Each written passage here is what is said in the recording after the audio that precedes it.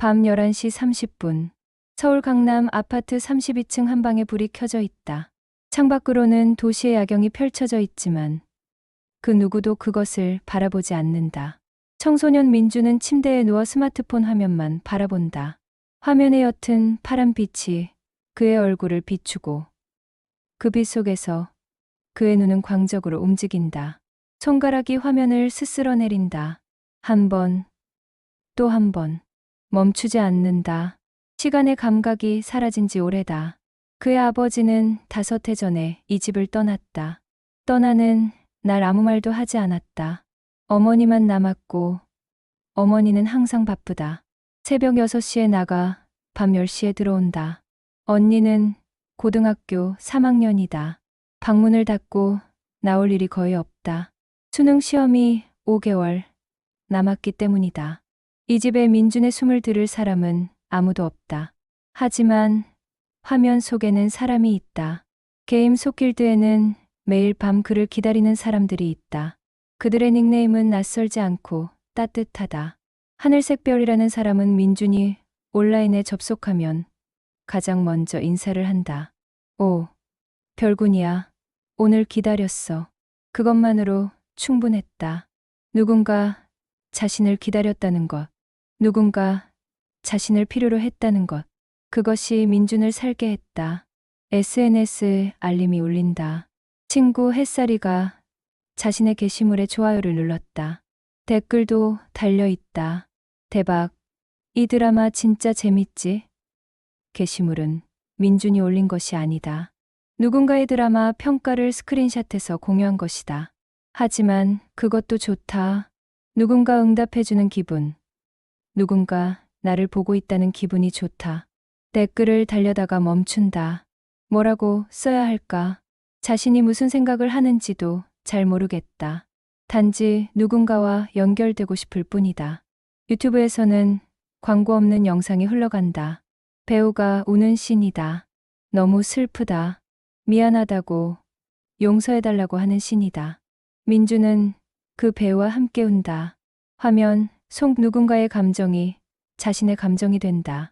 그 영상에 댓글을 달고 다른 사람의 댓글을 읽고 하트를 누른다. 댓글 창에서 누군가와 대화를 나눈다. 나도 이 씬에서 울었어. 진짜 미쳤어.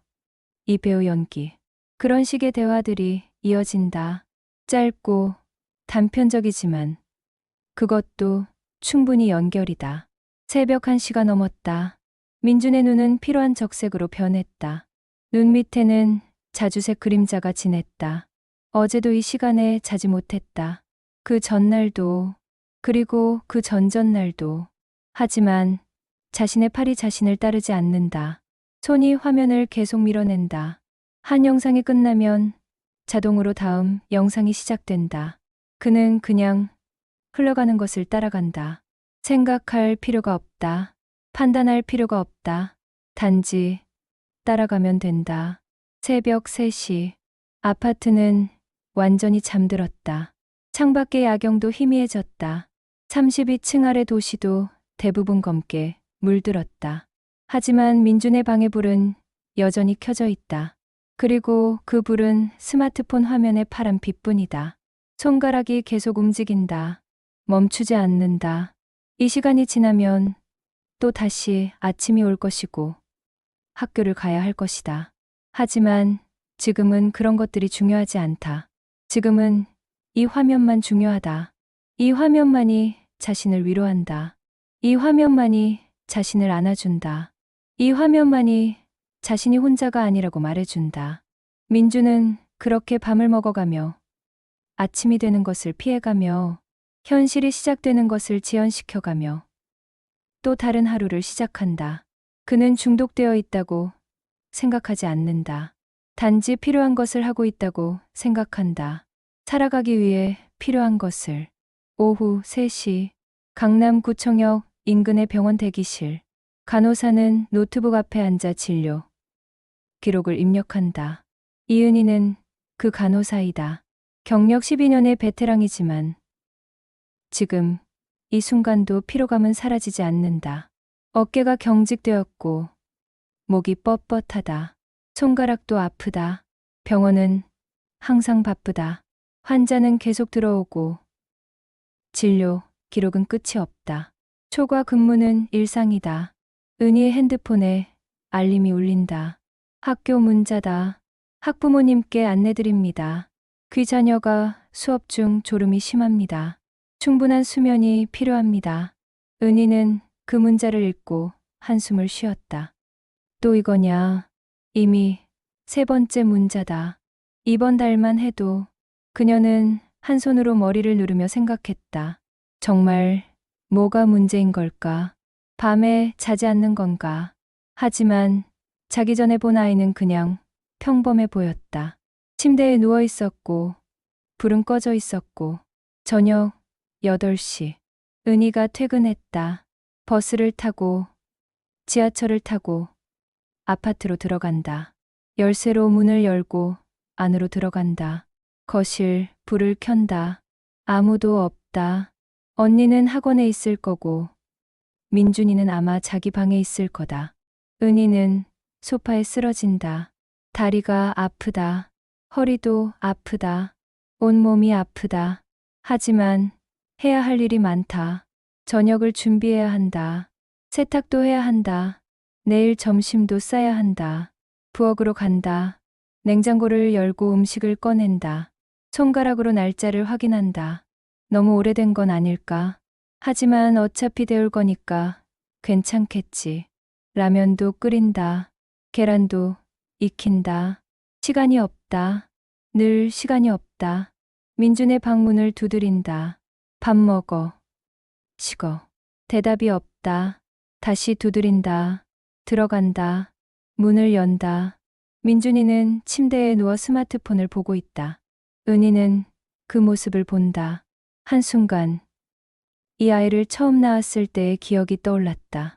얼마나 소중했는지, 얼마나 지키고 싶었는지. 그런데 지금 이 아이는 자신의 손길이 닿지 않는 곳에 있다. 자, 그만해. 밥 먹어. 민준이는 천천히 일어난다. 하지만 손에서는 폰을 놓지 않는다. 밥 먹을 때는 폰 좀 놓아. 알았어. 엄마. 식탁에 앉는다. 은희가 밥과 반찬을 담아낸다. 밥을 먹지만 민준이의 눈은 여전히 폰에 가 있다. 팔을 올렸다 내렸다 반복한다. 밥을 집어먹는 움직임이 자동이다. 마치 로봇처럼. 너 정말 게임이 그렇게 재미있어? 민준이는 입을 다물었다. 학교에서 또 전화했어. 수업 중에 자고 있대. 아니야. 또 거짓을 뭐 하니? 내가 학교 홈페이지에서 봤어. 수업 중 태도 점수가 떨어졌어. 뭐 하는 짓이야? 민준이는 여전히 폰을 본다. 은희는 분노를 느낀다. 하지만 그 분노가 어디로 향해야 할지 모른다. 이 아이에게 자신의 무능함에 이거 뺀다. 밥 다 먹고.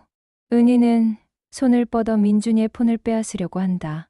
민준이가 몸을 날린다. 싫어. 돌려줘. 이게 뭐 하는 짓이야. 돌려줘. 엄마. 목소리가 더 커진다. 음성은 변한다. 그것은 다만 아이의 반항이 아니라 공포다. 은희는 그것을 느낀다. 하지만 이해하지 못한다. 단지 폰일 뿐인데 왜 이렇게까지 반항할까? 은희는 폰을 손에 들고 떨어진다. 민준이는 을 내뱉는다. 식탁 앞에 앉은 둘은 시선을 마주치지 않는다. 음식의 냄새만 식어간다. 늦은 밤, 은희는 민준이의 폰을 들었다.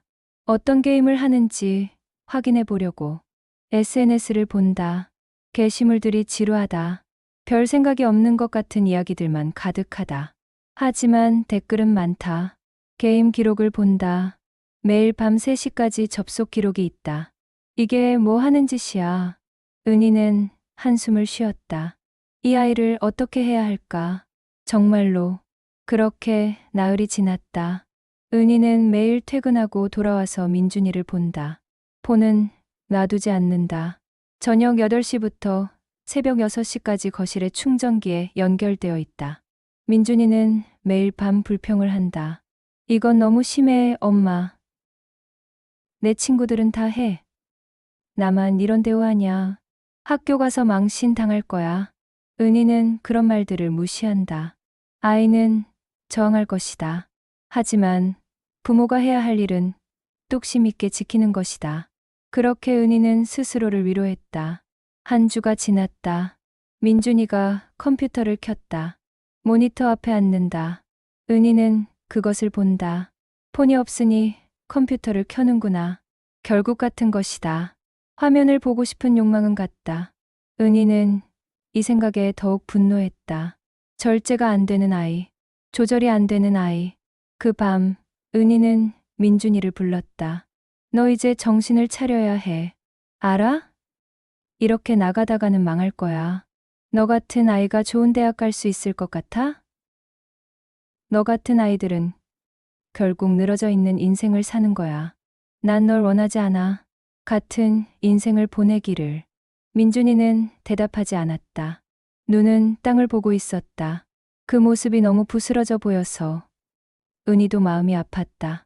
하지만 그녀는 자신을 달랬다. 지금 엄하지 않으면 나중에 더 큰 대가를 치르게 될 것이다. 부모로서 해야 할 일을 하고 있는 것이다. 하지만 은희는 알지 못했다. 민준이의 눈이 땅을 보고 있는 게 부스러움이 아니라 절망이라는 것을. 자신의 유일한 피난처가 사라졌을 때의 절망을 보았다. 하지만 그냥 화면 중독으로 진단했다. 해결책은 간단했다. 화면을 없애면 된다. 그게 부모의 사랑이라고 믿었다. 그 다음 주 목요일 오전, 민준이는 학교에 가는 버스 안에서 폰을 꺼냈다. 평소 습관처럼. 하지만 폰은 반응이 없었다. 버튼을 눌렀다. 화면은 켜지지 않았다. 다시 눌렀다. 아무것도 되지 않았다. 배터리가 다 떨어졌나. 하지만 아침에 충전기에 꽂혔는데 화면에 무언가 표시가 될 줄 알았다. 하지만 완전히 검었다. 마치 죽은 것처럼. 버스에서 내렸다. 반 정도는 이미 교실에 있었다. 민준이는 앉았다. 하지만 손은 허공에서 계속 움직였다. 폰을 찾는 손이었다. 하지만 폰은 없었다. 수업이 시작되었다. 선생님이 뭔가를 설명한다. 하지만 민준이는 듣지 못했다. 귀는 열려 있었지만 뇌는 닫혀 있었다. 그의 모든 감각이 공백을 채우려고 했다. 폰은 어디에 있을까? 엄마가 무언가를 했나? 아직도 집 거실에 있나? 충전기에 연결되어 있나? 쉬는 시간. 민준이는 가만히 앉아 있었다. 다른 아이들은 웃고 떠들고 움직였다. 하지만 민준이는 의자에만 앉아 있었다. 손가락만 계속 움직였다. 공중에서 마치 화면을 누르는 것처럼. 친구가 다가왔다. 민준이, 너 괜찮아? 뭐 하는 거야? 민준이는 그것도 대답하지 않았다. 오후, 학원 수업, 선생님이 수학 문제를 풀라고 한다. 민준이는 손에 펜을 들었지만 진도가 나가지 않았다. 다른 아이들은 벌써 두 문제를 풀었다. 민준이는 아직 첫 번째 문제를 읽고 있었다. 문자가 눈에 들어오지 않았다. 계속 사라진다. 마치 모래에 그린 그림처럼. 선생님이 민준이의 종이를 본다. 민준아, 넌 왜 아직도 못 풀었어? 민준이는 대답할 말이 없었다. 집에 와서 문을 열었다. 엄마는 이미 퇴근해 있었다. 소파에 앉아 있었다. 폰을 보고 있었다. 민준이의 폰이 아니라 자신의 폰. 엄마, 내 폰? 왜? 없어. 충전이 안 돼. 은희는 보조 배터리를 들고 일어섰다. 거실, 서랍에서 뭔가를 꺼냈다. 민준이의 폰이었다. 여기 있지만 이건 이제 주말에만 줄 거야. 그리고 시간도 정해줄 거야. 1시간. 하루에 1시간만 할 수 있어. 뭐? 그럼. 게임은? 게임은 안 된다. SNS만 할 수 있어. 근데 그것도 1시간 안에. 민준이의 얼굴이 창백해졌다. 말이 나오지 않았다. 1시간. 자신은 지난 1년 동안 평균 8시간을 폰에 쓰고 있었다. 갑자기 1시간으로 줄인다. 그게 가능할까? 밤이 되었다. 민준이는 침대에 누웠다. 하지만 자는 척했다. 엄마는 문을 열고 들어왔다. 아이가 잘 자고 있나 확인하려고.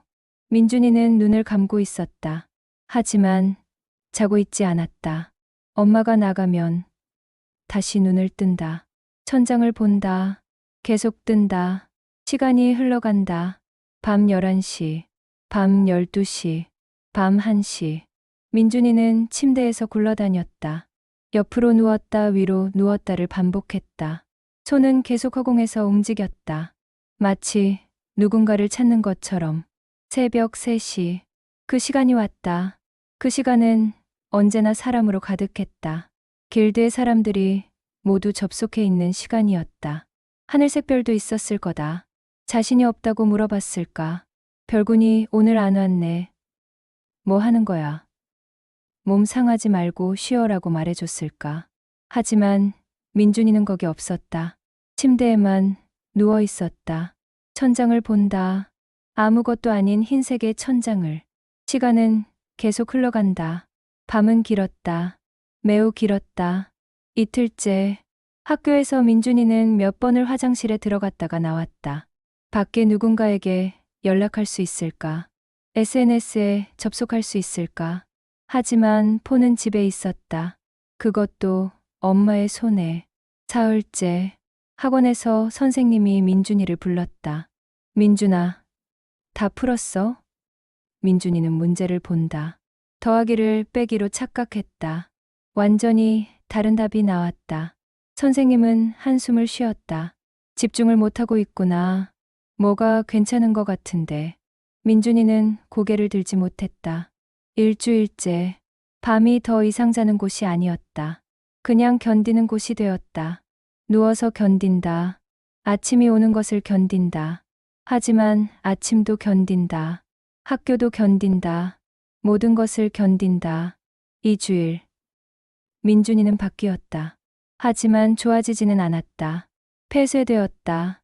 움츠러들었다. 학교 선생님은 부모에게 연락했다. 아이의 태도가 나빠졌다고. 혹시 가정에서 무언가 있었느냐고. 은희는 그 전화를 받고 한숨을 쉬었다.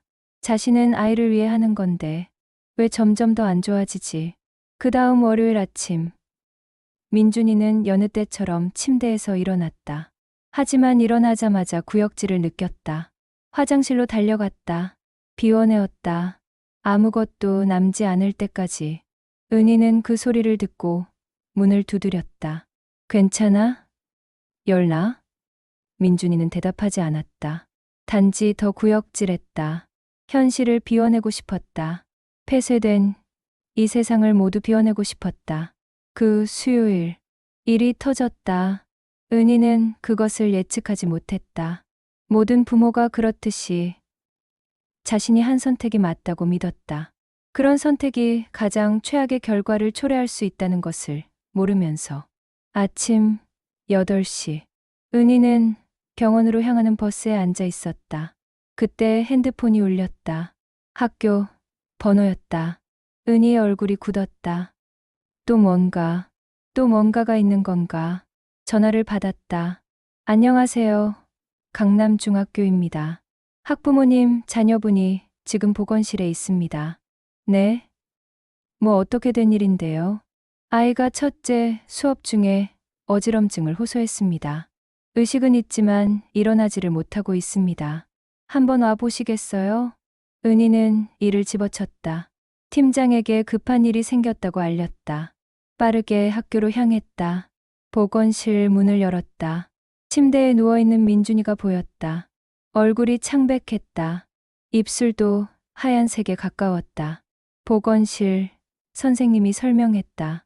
아이가 자다가 넘어진 건 아니고 그냥 갑자기 어지럽다고 하더니 쓰러졌어요. 저혈당 같기도 한데 전열 검사를 받아보시는 게 좋겠습니다. 은희는 민준이를 안고 병원으로 달려갔다. 검사 결과는 나왔다. 심각한 것은 아니었다. 하지만 심각한 수면 부족, 영양 부족, 피로 누적이 확인되었다. 의사는 말했다. 아이가 정말 많이 피로해하고 있네요. 스트레스도 있어 보이고 부모님이 아이와 조금 더 대화를 나눠보시는 게 좋겠습니다. 은희는 그 말을 들으면서 가슴이 철렁했다. 대화. 조금 전까지 자신은 아이와 대화하지 않고 있었다. 단지 명령만 내리고 있었다. 폰을 빼앗고 시간을 제한하고 전자기기를 없애려고 하고 하지만 아이의 말을 듣지는 않고 있었다. 아이는 병원에서 잠을 청했다. 흙처럼 깊은 잠이었다. 마치 며칠을 자지 못했던 것처럼 은희는 아이 옆에 앉아 시간을 보냈다. 이 아이가 언제부터 자신에게 마음을 닫아버렸을까? 아버지가 떠난 후였나? 아니면 그 전부터였나? 자신이 일이 많아지면서부터였나? 은희는 생각했다. 정말 오래, 매우 오래. 그날 밤 병원의 침대에서 민준이가 깼다. 엄마를 본다. 엄마도 깼다. 그들은 말없이 서로를 본다. 얼마나 오랜만에 마주보는 것일까? 엄마, 미안해. 내가 나쁜 아이라서 미안해. 은희의 눈에서 눈물이 흘렀다. 아니야. 내가 미안해. 엄마가 너를 제대로 봐주지 못했어. 미안해. 우리 민준. 엄마, 너무 외로워. 정말 너무 외로워. 학교에서도 혼자고, 집에서도 혼자고, 그냥 폰 안에 누군가가 있어서 그거라도 봤어. 그게 다야. 은희는 아이를 안았다. 한 해 이상을 안지 못한 아이를 좁은 병실 침대 위에서 안아주었다. 그리고 아이의 말을 들었다. 처음으로 정말 들었다. 아이의 말이. 민준이는 자신의 화면에 무엇이 있었는지 설명했다. 게임이 아니라 누군가였다는 걸. 선택지가 없는 현실 속에서 마지막 선택지였다는 걸. 그리고 가장 중요한 것은 아니었는데 가장 접근 가능한 것이었다는 걸. 은희는 들었다. 병원의 지루한 형광등 아래에서 밤 시간이 지나가면서 들었다. 그리고 깨달았다. 자신이 뭔가를 놓치고 있었다는 것을. 이 아이의 진짜 문제는 폰이 아니라는 것을. 폰은 증상이었고 원인은 다른 곳에 있다는 것을. 다음 날 아침 의사는 민준이를 퇴원시켰다. 하지만 당부했다. 아이가 정신건강 상담을 받아보세요. 심리 상담사를 만나보면 도움이 될 거예요. 그리고 가족관계도 살펴보세요. 은희는 고개를 끄덕였다. 처음으로 자신의 무지를 인정했다. 처음으로 자신의 선택이 틀렸을 수도 있다는 것을 받아들였다. 집으로 돌아오는 길, 은희는 생각했다. 이제 뭐 해야 하지? 폰을 다시 줄 건가? 하지만 그것도 답이 아닐 것 같은데. 진짜 답은 뭘까? 자신이 더 시간을 내어서 아이와 대화를 하는 것일까? 아니면 다른 뭔가를 해주는 것일까? 은희는 모르겠다고 생각했다. 모르지만 현재의 자신의 선택은 틀렸다는 것만은 알겠다. 퇴근 후 금요일 오후 4시, 은희는 처음으로 민준이와 함께 시간을 보내기로 했다. 병원에서 나온 지 사흘째 되는 날이었다. 폰은 아직 돌려주지 않았다. 하지만 명령도 하지 않았다. 단지 함께 있기로 했다. 우리 뭐 할까? 은희가 물었다. 민준이는 어깨를 으쓱했다.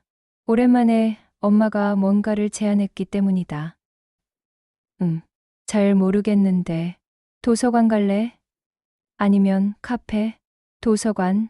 아, 이거 아니라 그냥 책이 좀 있는 도서관 말이야. 너 읽고 싶은 책 있어? 민준이는 생각을 했다. 책. 오래간만에 듣는 말이었다. 폰 안에서는 책을 읽은 적이 거의 없었다. 짧은 댓글과 스크롤 뿐이었다. 하지만 어렸을 때는 책을 읽었던 것 같다. 엄마가 읽어줬던 동화책들. 잘 모르겠어. 엄마가 고르는 거로. 은희는 아이의 손을 잡았다. 손이 차가웠다. 오래간만이었다. 아이의 손을 잡는 것이 강남구립도서관. 입구를 열었다. 차가운 바람이 나왔다.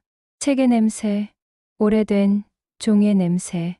민준이는 코를 킁킁거렸다. 낯설었지만 나쁘지 않았다. 차서 데스크에 앉아있던 여인은 눈을 올렸다. 30대 중반으로 보이는 여성이었다. 이름표에는 박미경이라고 적혀 있었다. 그녀의 눈빛은 따뜻했다. 안녕하세요. 뭘 찾으세요? 은희가 대답했다. 우리 아이를 위한 책을 고르고 싶은데 뭐 좋은 책 있을까요? 차서는 민준이를 본다. 그 아이의 눈이 말해준다. 이 아이는 오랫동안 책에서 멀어져 있었다는 것을. 하지만 지금 돌아올 준비가 되어 있다는 것을. 12살. 몇 학년이에요? 중학교 1학년입니다. 그럼 이 정도의 책은 어때요? 차서는 책 하나를 들었다. 표지에는 파란색 별이 그려져 있었다. 제목은 밤하늘의 친구들이었다. 이야기는 따뜻했다. 누군가 혼자라고 생각하는 아이가 밤하늘의 별들과 이야기를 나누는 내용이었다. 이 책은 어린이용이지만 중학생도 읽기 좋아요. 혼자라고 느끼는 사람들이 보면 특히 공감을 많이 해요. 차서는 민준이에게 책을 건넸다.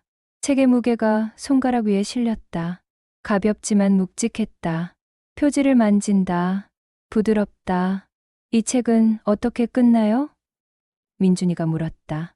차서는 웃었다. 글쎄요. 너가 읽어봐야 알 것 같은데. 그게 책 읽는 재미니까. 도서관의 한 구석. 은희와 민준이는 앉았다. 도서관의 작은 테이블에 밖으로는 강남의 빌딩들이 보였다. 은희는 신문을 펼쳤다. 민준이는 책을 폈다. 그리고 읽었다. 처음엔 어색했다. 글이 눈에 안 들어왔다. 하지만 계속 읽으면서 점점 빠져들었다. 별이들과 대화하는 아이가 자신과 비슷하다는 생각이 들었기 때문이다. 혼자라고 느꼈던 그 기분, 누군가와 연결되고 싶었던 그 마음. 책 속의 아이도 그렇게 느끼고 있었다. 1시간이 지났다. 민준이는 아직도 책을 놓지 않았다. 엄마를 본다.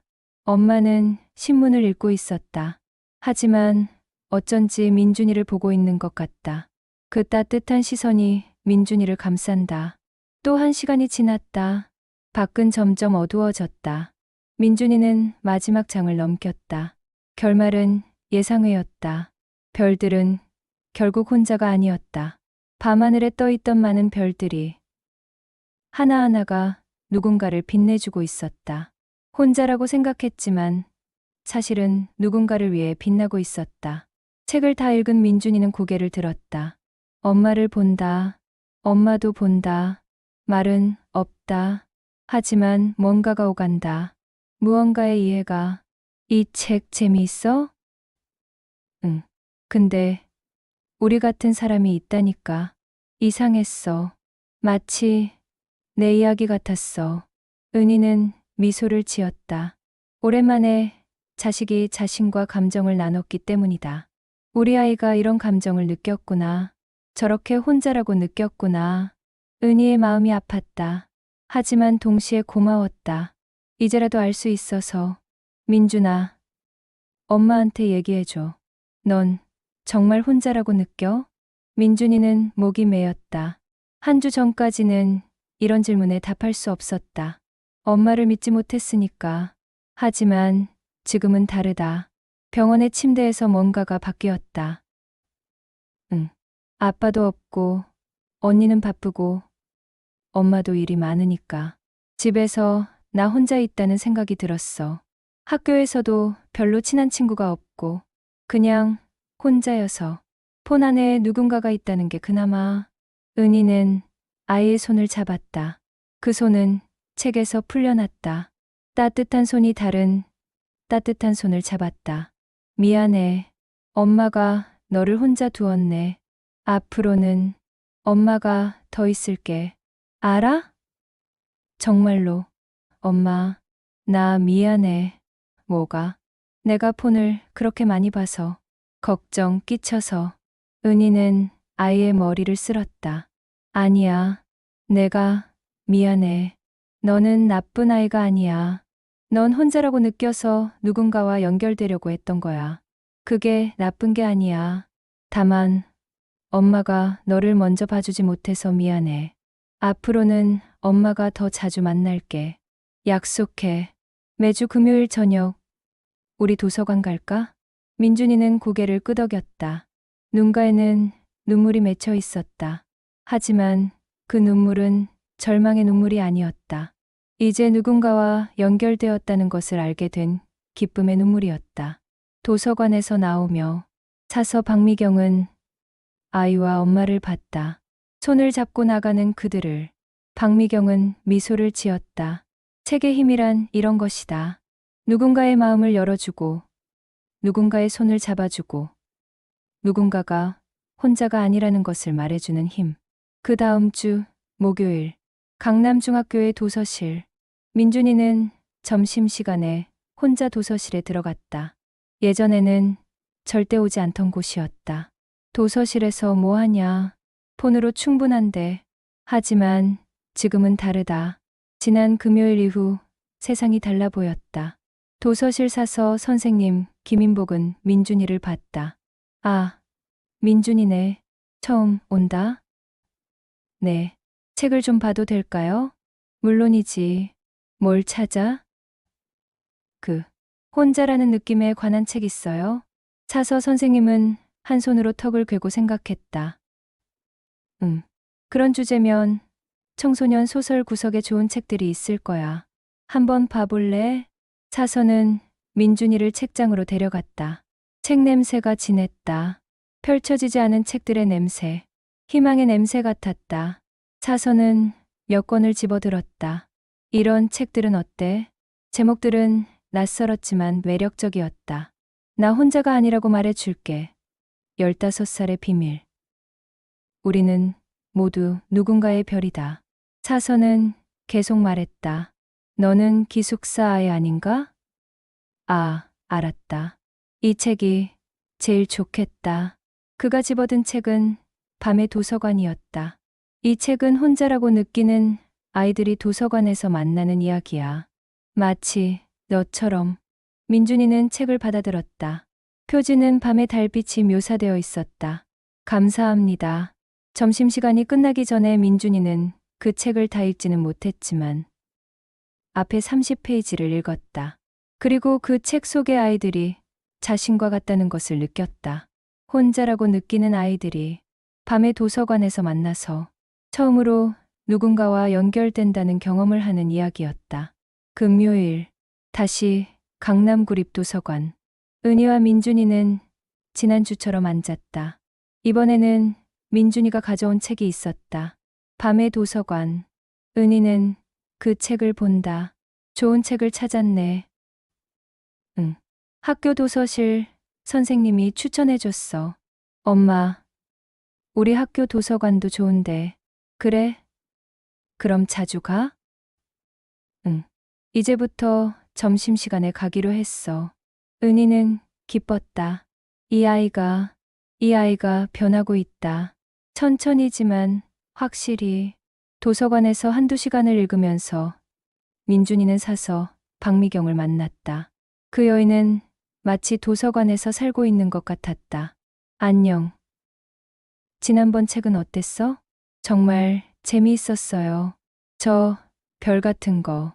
왜 그렇게 와닿는지. 박미경은 웃었다. 그리고 민준이에게 더 많은 책들을 소개했다. 한 권씩이 아니라 이야기로, 말로, 온 몸으로. 박미경은 마치 책이 살아있는 것처럼 설명했다. 등장인물들이 누구인지, 그들이 뭐를 느끼는지, 그리고 가장 중요한 건 그 책이 민준이에게 어떤 메시지를 줄 수 있을지를. 이 책은 말이지, 누군가가 아무리 외로워도 그 외로움을 누군가와 나누면 그게 더 이상 외로움이 아니라 연결이 된다는 거야. 이해해? 민준이는 고개를 끄덕였다. 그는 이해했다. 이해했기 때문에 박미경의 그 말 한마디가 귀에 박혔다. 날개를 달고 정신 속으로 깊숙이 들어갔다. 그 주 동안 민준이는 낮에는 학교에서 밤에는 집에서, 그리고 점심시간에는 도서실에서 책을 읽었다. 한 권, 또 한 권. 폰을 잡는 시간은 확연히 줄었다. 은희는 그것을 봤다. 하지만 말하지 않았다. 다만 관찰했다. 그리고 금요일 도서관 방문은 두 사람 사이의 약속이 되었다. 은희는 직장에서 일찍 나갔다. 퇴근 후 병원이 아니라 도서관으로 향했다. 민준이는 집에서 기다렸다. 엄마를 기다렸다. 한 달이 흘렀다. 민준이의 변화가 학교에서도 눈에 띄었다. 수업 시간에 졸지 않았다. 그 대신 노트에 더 열심히 적었다. 수학 문제도 풀 수 있게 되었다. 집중력이 돌아왔다. 선생님은 부모에게 전화했다. 이번엔 좋은 소식이었다. 요즘 아이가 수업에 잘 집중하네요. 뭐가 바뀌었어요? 은희는 대답했다. 그냥 아이와 더 자주 이야기하려고 했어요. 그리고 아이가 하고 싶은 것을 더 들어주려고요. 의사는 맞았다. 정신건강 상담도 필요했다. 은희는 민준이를 심리상담사에게 데려갔다. 그곳에서 민준이는 자신의 감정을 말했다. 혼자라는 것, 외로움, 그리고 그 후 연결된 것에 대해 상담사는 말했다. 너는 중독자가 아니야. 너는 연결을 원하던 사람이야. 그 연결이 잘못된 곳에서 나왔을 뿐이야. 그리고 이제 넌 올바른 연결을 찾았다. 책으로, 엄마로, 선생님으로. 그리고 앞으로 더 많은 사람들과 연결될 거야. 그래서 넌 괜찮아질 거야. 민준이는 고개를 끄덕였다. 처음으로 자신을 이해하는 사람을 만난 것 같았다. 자신이 뭐가 나쁜 아이가 아니라 단지 외로웠던 아이라는 것을. 그리고 그 외로움은 나쁜 게 아니라 누군가를 원하는 마음이었다는 것을. 한 달 반이 흘렀다. 어느 날 금요일 도서관에서 만난 박미경은 민준이의 손에 무언가를 쥐어줬다. 손편지였다. 박미경이 써준 손편지. 그 편지에는 이렇게 적혀 있었다. 민준에게 너와 만난 지 한 달이 넘었다. 너는 정말 아름다운 아이구나. 혼자라고 느낀 너의 마음이 책을 통해 누군가와 연결되면서 변했다. 그것은 기적이 아니다. 그것은 내가 원래 가지고 있던 힘이 표현된 것일 뿐이다. 앞으로도 계속 책을 읽어라. 책은 너의 친구가 될 거다. 그리고 넌 절대 혼자가 아니다. 나도 여기 있다. 미경. 민준이는 그 편지를 읽으면서 울었다. 하지만 그 눈물은 밤 3시에 울던 그 절망의 눈물이 아니었다. 누군가가 자신을 봤다는 기쁨의 눈물이었다. 누군가가 자신을 인정했다는 감사의 눈물이었다. 누군가가 자신이 혼자가 아니라고 말해줬다는 기적의 눈물이었다. 은희는 늦은 밤을 샜다. 병원에서 오는 날들이 많아졌다. 하지만 이번은 일이 바빠서가 아니었다. 마음이 바빴다. 자신의 과거를 돌아보느라. 자신은 어린 시절 어땠을까? 자신도 혼자라고 느낀 적이 있을까? 아버지가 돌아가셨을 때를 생각했다. 은희는 아직 어렸다. 8살이었다. 엄마는 울지 않았다. 그냥 강했다. 일을 했다. 은희를 키웠다. 하지만 말하지는 않았다. 엄마도 외로워. 그런 말. 그래서 은희도 결국 그렇게 자랐다. 밖으로는 강하고 안으로는 외로운. 남편이 떠난 후도 마찬가지였다. 울지 않았다. 아이들 앞에서는 더더욱 일을 했다. 돈을 벌었다. 아이들을 먹이고 입혔다. 하지만 말하지 않았다. 엄마도 힘들어. 은희는 깨달았다. 자신의 패턴이 민준이에게 전해졌다는 것을. 민준이도 혼자라고 느꼈지만 엄마가 말해주지 않아서, 엄마가 들어주지 않아서 스스로 말을 닫아버렸다는 것을. 그리고 폰 속에서만 말했다는 것을. 그 깨달음은 고통스러웠다. 하지만 필요했다. 왜냐하면 이제 자신이 무언가를 할 수 있다는 것을 알게 되었기 때문이다. 다음 주 월요일 은희는 병원에 가서 팀장에게 말했다. 요청했다. 아니, 결심했다. 선택했다. 저 퇴근 시간 정해질 수 있을까요? 저녁 6시 이후로는 남지 않을 수 있게요? 팀장은 놀랐다. 은희는 5해 동안 이렇게 요청한 적이 없었다. 뭐 있어? 네. 집에 있을 아이가 있어서요. 이제 아이와 더 시간을 함께 보내고 싶어요. 급여는 조정되어도 괜찮습니다. 팀장은 고개를 끄덕였다. 그리고 배정을 바꿔줬다. 은희는 이제 야근이 줄었다. 대신 집에 있을 시간이 늘었다. 그 주 금요일, 도서관. 은희는 민준이와 책을 읽었다. 이번엔 은희도 책을 골랐다. 성인용 에세이 하나, 외로움에 대해. 그 책을 읽으면서 은희는 자신이 누군가에게 말해줘야 할 것을 생각했다. 민준아. 응. 엄마도 외로웠어. 넌 몰랐겠지만 엄마도 많이 외로웠어. 할아버지가 돌아가셨을 때도, 아버지가 떠났을 때도. 그래서 엄마가 일에만 집중했던 거야. 아이들과의 관계를 잘못 맺었어. 미안해. 민준이는 엄마를 봤다. 엄마가 처음 이런 말을 했다. 엄마, 나도 미안해. 뭐가? 엄마가 외로운데 내가 또 외로움을 더했을 거야. 폰 때문에 엄마 더 힘들게 했을 거고. 은희는 아이를 안았다. 도서관 구석에서 누군가는 그들을 봤을 수도 있다. 하지만 상관없었다. 이 순간이 중요했다. 아니야. 넌 나쁜 아이가 아니야. 넌 그냥 누군가를 원하는 아이였어. 그리고 엄마가 그 누군가가 되어주지 못해서 미안해. 앞으로는 엄마가 있을게. 진짜로. 그달의 마지막 금요일. 은희는 직장에서 사직서를 냈다. 아니다. 퇴사를 했다. 아니다. 전직을 신청했다. 같은 병원이지만 파트타임 일자리로. 이제 은희는 주 3일을 했다. 월급은 줄었다. 하지만 시간은 늘었다. 가장 중요한 것은 시간이라고 깨달았기 때문이다. 새 일정이 시작되는 월요일. 은희는 아침에 민준이를 학교에 데려다 줬다. 화이팅. 우리 민준. 민준이는 웃었다. 응. 엄마도 화이팅. 점심시간에 민준이는 도서실에 갔다. 이제는 습관이 되었다. 책을 읽는 것, 선생님과 대화하는 것. 밤 8시가 되면 은희가 저녁을 준비했다. 함께 먹었다. 이야기를 나눴다. 뭘 배웠는지, 누가 뭘 했는지, 그런 이야기들. 금요일에는 여전히 도서관을 갔다. 박미경은 여전히 책을 추천해줬다.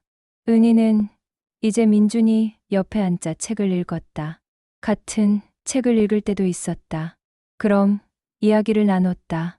등장인물에 대해, 그 인물이 왜 그렇게 했는지에 대해. 은희는 마침내 대화를 했다. 진정한 대화를. 주말에는 언니도 함께 했다. 처음에 언니는 이상해했다. 엄마, 뭐 하는 거야? 갑자기 이러니까 낯설잖아. 하지만 시간이 지나면서 언니도 금요일 도서관 나들이를 자주 하게 되었다. 아직 수능이 남아 있었지만 이 시간만큼은 함께하는 것이 중요하다는 것을 알게 되었기 때문이다. 3달이 흘렀다. 민준이의 모습이 더 이상 폰 중독처럼 보이지 않았다. 웃음이 더 많아졌다. 친구들과도 더 가까워졌다. 학교에서의 성적도 올랐다. 하지만 가장 중요한 변화는 눈빛이었다. 이전에는 공허했다. 위에 떠 있었다. 하지만 지금은 생생했다. 현실에 닿아 있었다. 그리고 은희도 바뀌었다. 얼굴에 피로가 덜했다. 웃음이 더 많아졌다. 아이와의 시간이 자신을 치유했다. 아이가 자신을 치유했다. 혼자라고 느끼던 두 사람이 서로를 통해 누군가임을 깨달으면서 여름방학이 시작되었다. 민준이는 평소와 다르게 처음으로 방학을 기대했다. 왜냐하면 엄마가 있을 거니까. 엄마와 함께 할 수 있을 거니까. 이전의 여름방학은 공포였다. 아무도 없는 집, 폰만 남는 그 시간들. 은희는 방학 동안 일을 더 줄였다. 거의 쉬다시피 민준이와 함께 시간을 보냈다. 영화도 봤다. 소풍도 갔다. 도서관도 갔다. 무엇보다 대화를 많이 했다. 밤 10시까지 대화를 할 수도 있었다. 엄마가 있으니까, 엄마가 들어주니까. 한 번은 민준이가 물었다. 엄마, 미안하지만 내가 왜 스마트폰을 그렇게 많이 봤을까? 중독이었어? 은희는 생각했다. 얼마나 답변을 잘해야 할지. 그리고 말했다. 그건 중독이 아니었어. 그건 외로움이었어. 너는 누군가와 연결되고 싶었는데 현실에서는 그걸 찾을 수 없었어. 그래서 화면 속에서 찾으려고 했던 거야. 그건 나쁜 일이 아니야. 그건 살아갈 힘을 찾으려고 한 거야. 다만 엄마가 먼저 그걸 봐주지 못해서 미안해. 아직도 미안해. 하지만 앞으로는 안 그럴 거야. 약속해. 민준이는 고개를 끄덕였다. 그리고 엄마를 안았다. 말없이 안아주었다. 학교 2학년이 되는 시점. 민준이는 달라져 있었다. 폰은 여전히 있었다. 사용 시간도 적절하게 정해졌다. 하루 한두 시간 정도.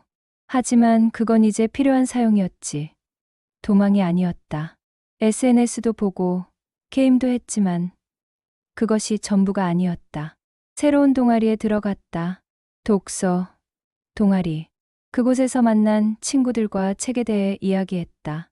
처음에는 어색했지만 책이라는 공통의 언어가 있어서 쉽게 친해졌다. 친구 이름은 지원이, 세진이, 그리고 준호였다. 모두 책을 좋아했고 모두 어딘가 혼자라고 느꼈던 아이들이었다. 하지만 함께했다. 여름방학의 마지막. 민준이는 도서관에서 박미경을 만났다. 우리 민준이 이제 정말 다른 아이구나. 뭔가 있었어? 응. 엄마가 변했어요. 그리고 나도 변했어요. 책을 통해서. 박미경은 웃었다. 책이 정말 좋은 친구지, 그치? 응. 그런데 엄마도 좋아진 것 같아요. 엄마도 책을 읽으니까 다르다고 했어요. 아, 그래? 그럼 정말 좋네. 그 이후 은희도 도서관에 더 자주 갔다. 그리고 책을 읽었다. 마음으로 읽었다. 아이가 읽은 책들을 따라가면서 아이의 마음을 이해하려고 했다. 그리고 자신의 마음도 이해했다. 자신이 왜 그렇게 일만 했는지, 왜 자신의 부모는 말을 하지 않았는지, 그리고 자신이 어떻게 아이를 다시 만날 수 있는지. 학년이 바뀌고, 계절이 바뀌고, 시간이 흘렀다. 민준이는 이제 중학교 3학년이 되려고 했다. 여전히 도서실에 가고, 여전히 독서 동아리에 가고, 여전히 금요일에 도서관에 간다. 하지만 이제는 엄마가 곁에 있다. 그리고 친구들이 옆에 있다. 그리고 책이 손에 있다. 그 3월의 첫 금요일, 도서관에서 민준이가 새 책을 들고 왔다. 박미경이 추천한 책. 제목은 다시 만나는 나였다. 그 책을 펼쳤을 때의 첫 문장이 박혔다. 누구나 한 번쯤 자신이 혼자라고 느낀다. 하지만 혼자가 아닌 것을 아는 순간 세상이 바뀐다. 민준이는 엄마를 봤다. 엄마도 같은 책을 읽고 있었다. 엄마와 눈이 마주쳤다. 말이 없어도 알 수 있었다. 이건 우리 이야기다. 우리의 변화에 대한 이야기다. 하지만 모든 이야기가 아름답게 끝나지는 않는다. 그것이 현실이다. 민준이가 변한 그 사이, 강남구의 다른 어딘가에서 또 다른 아이가 밤 3시까지 화면을 보고 있었다. 그 아이의 이름은 수민이었다. 5살이 더 어린 아이였다. 수민이의 부모도 마찬가지였다. 폰을 빼앗으려고 했다. 계획표를 만들었다. 전자기기를 치웠다. 하지만 아무것도 안 됐다. 수민이는 더 폐쇄되었다. 더 공격적이 되었다. 더 절망적이 되었다. 그 현실은 변하지 않는다. 민준이가 변했다고 해서 모든 아이들이 변하는 것은 아니다. 왜냐하면 민준이가 변한 이유가 엄마였기 때문이다. 엄마가 변했기 때문이다. 하지만 모든 부모가 변할 수 있는 것은 아니다. 은희는 깨달았다. 자신은 운이 좋았다. 의사를 만났다. 아이가 병원에 쓰러졌고 의사가 말해줬다. 아이와 대화하라고. 만약 그런 일이 없었다면, 만약 계속 폰만 빼앗았다면 민준이는 어떻게 되었을까? 어느 날 은희는 직장에서 한 부모를 만났다. 아이가 스마트폰 때문에 고민이라는 분이었다. 은희는 그 사람에게 말했다. 제 아이도 그랬어요. 근데 이건 중독이 증상이었어요. 원인은 따로 있었어요. 홀로움이었어요. 그럼 어떻게 해야 해요? 먼저 아이 이야기를 들어보세요. 정말로 들어보세요. 폰을 빼앗기보다는 아이가 왜 폰을 보고 싶어 하는지 들어보세요. 그리고 그 마음을 채워주세요. 아이가 필요한 건 폰이 아니라 누군가와의 연결일 거예요. 그 부모는 고개를 끄덕였다. 하지만 은희는 알았다. 그 사람이 정말로 바뀔 수 있을지 모른다는 것을. 그 부모도 바쁠 것이다. 자신처럼 아이에게 시간을 줄 수 없을 것이다. 그 현실은 쉽게 바뀌지 않는다. 한국의 경제 체계는 부모들에게 일을 해야 한다고 강요한다. 생존하려면, 아이를 기르려면, 따라서 많은 부모들이 아이와의 시간을 포기한다. 그리고 아이들은 혼자가 된다. 아이들은 그 홀로움을 채울 방법을 찾는다. 폰이 그 방법이 된다. 민준이의 변화는 기적이 아니다. 그것은 행운이다. 엄마를 만났다는 행운, 의사를 만났다는 행운, 박미경을 만났다는 행운, 도서관이라는 공간을 만났다는 행운. 하지만 그런 행운이 모든 아이에게 주어질까? 답은 아니다. 은희는 그것을 계속 생각했다. 자신의 아이는 바뀌었지만 다른 아이들은 어떨까? 세상에는 수민이처럼 여전히 밤 3시까지 화면을 보고 있는 아이들이 있다. 부모가 폰을 빼앗고 아이들은 더 절망하고 그 절망은 다른 형태로 변한다. 폭력이 되거나 자해가 되거나 그냥 마음이 죽거나. 그 현실이 은희를 아팠다. 자신은 운이 좋았지만 다른 사람들은 어떨까? 자신이 할 수 있는 일이 뭘까? 그렇게 해서 은희는 학부모 모임을 시작했다. 작은 시작이었다. 병원 동료와 함께. 주제는 아이들의 디지털 세계와 우리의 역할. 처음엔 5명이었다. 나중엔 20명이 됐다. 은희는 말했다. 스마트폰이 나쁜 게 아닙니다. 스마트폰은 우리 시대의 도구입니다. 하지만 아이들이 그 도구에 빠지는 이유를 알아야 합니다. 홀로움이 있기 때문입니다. 외로움이 있기 때문입니다. 그 외로움을 채우기 위해 우리는 뭘 해야 할까요? 그리고 은희는 민준이의 이야기를 나눴다. 자신의 실패, 그리고 깨달음, 그리고 변화. 그 이야기를 들은 부모들이 변했다. 완전히 다 아니었지만 많은 부모들이 생각했다. 내 아이는 어떨까? 내 아이도 홀로움을 느끼고 있을까? 그리고 그 부모들은 조금씩이라도 아이들과의 시간을 늘렸다. 2년이 흘렀다. 민준이는 이제 중학교를 졸업하고 고등학교에 올라갔다. 여전히 도서관을 간다. 여전히 금요일에 도서관을 간다. 하지만 이제는 엄마뿐만 아니라 친구들도 함께한다. 독서, 동아리에서 만난 친구들. 지원이, 세진이, 준호, 박미경은 여전히 도서관의 사서다. 하지만 이제 그녀는 더 이상 혼자 일하지 않는다. 민준이가 도서관 자원봉사자로 왔기 때문이다. 민준이는 다른 아이들에게 책을 추천해준다. 자신이 받았던 것처럼 따뜻한 목소리로, 온 몸으로, 감정을 담아서. 어떤 아이가 왔다. 그 아이의 눈빛은 전에 민준이의 눈빛과 같았다. 공허했다. 어딘가 떠 있었다. 그 아이는 또한 밤마다 폰을 보고 있었다. 안녕. 너 뭐 찾아? 아이는 말하지 않았다. 책 좋아해?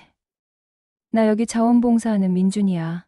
혹시 추천해줄까? 아이는 고개를 들었다. 그리고 처음으로 누군가와 눈이 맞았다.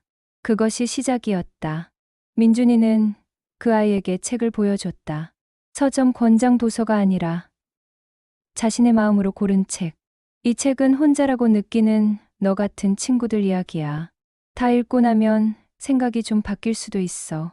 읽어볼래? 그 아이는 책을 받아들었다. 표지를 본다. 심장이 철렁했다.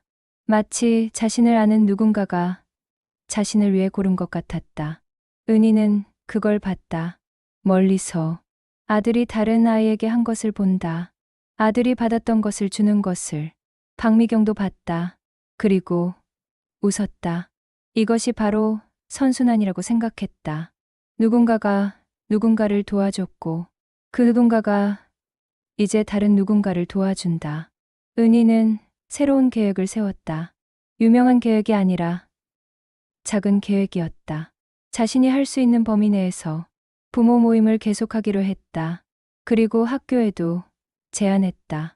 도서관의 역할에 대해 아이들이 홀로움을 느낄 때 갈 수 있는 공간. 고등학교 1학년이 되어 처음 학부모 모임에서 은희는 말했다. 스마트폰 중독이 아닙니다. 그것은 증상입니다.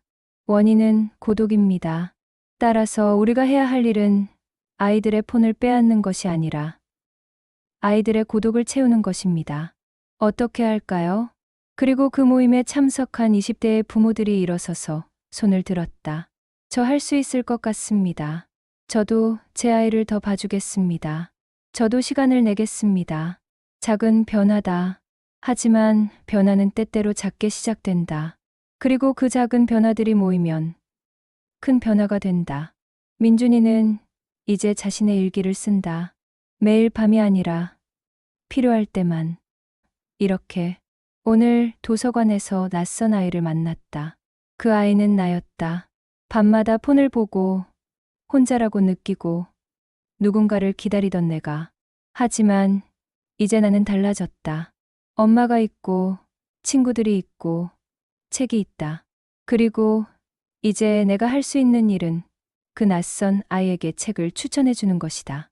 내가 받았던 것을 주는 것이다. 이걸 선순환이라고 하는 걸까? 금요일, 도서관. 이제 그곳은 민준이에게 있어서 카페처럼 편한 곳이 되었다. 아니, 카페보다 따뜻한 곳이 되었다. 박미경은 여전히 책을 추천해준다. 새로운 아이들에게. 하지만 이제 민준이도 옆에 있다. 같은 일을 한다.